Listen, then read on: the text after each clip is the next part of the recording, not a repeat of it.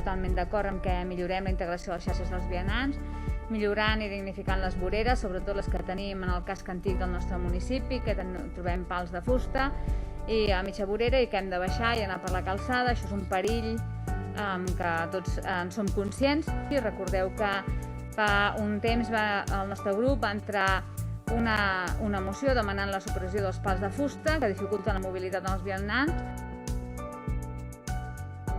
En 10 mesos portem 13 modificacions pressupostàries. Bé, ens agradaria pensar que no farem més modificacions, perquè ens dona una miqueta a vegades la sensació de que hem de córrer, de posar cap aquí i hem de treure de cap allà. El nostre vot avui serà d'abstenció.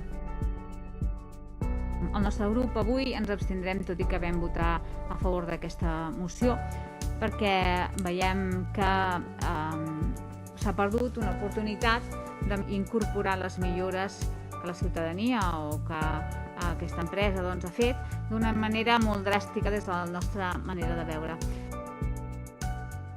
La implantació d'aquesta estratègia que s'està duent a terme actualment a la gran majoria de municipis, evidentment, ens explica tota la sèrie de beneficis que ens aporta la bicicleta, ja sigui individuals, col·lectius. És saludable, és pràctica, és positiva ambientalment, és un motor econòmic, etc. Volem una Catalunya pedalable i pedalada. I per tot això el nostre grup evidentment votarà a favor.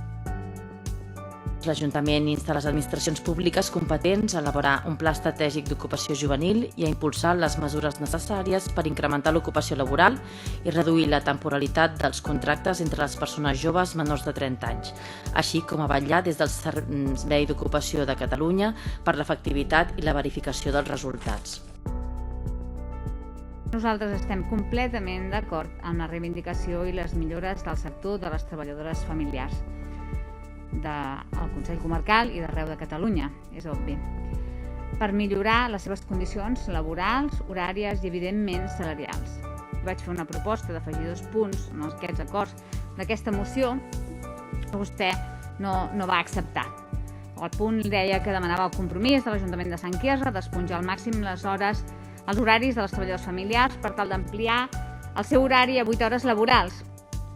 I després l'altre punt que nosaltres li vam portar a sobre la taula és que si no estava d'acord amb el servei comarcal, que iniciéssim un estudi des de l'Ajuntament per veure la capacitat de construir un servei d'atenció domiciliària local. Avui també li poso sobre la taula una altra frase del paràgraf i vostès interpel·len el Consell Comarcal que no ha fet complir els acords i com vostè ja deu saber, això no és cert. L'altre dia vaig tenir l'ocasió de sentir tot el que es pretén i les bones idees que hi ha en aquest sentit. Ens agradaria conèixer el projecte aquest en concret perquè veiem que hi ha molt moviment. Aleshores, ha passat un mes, si no, doncs fem una reunió.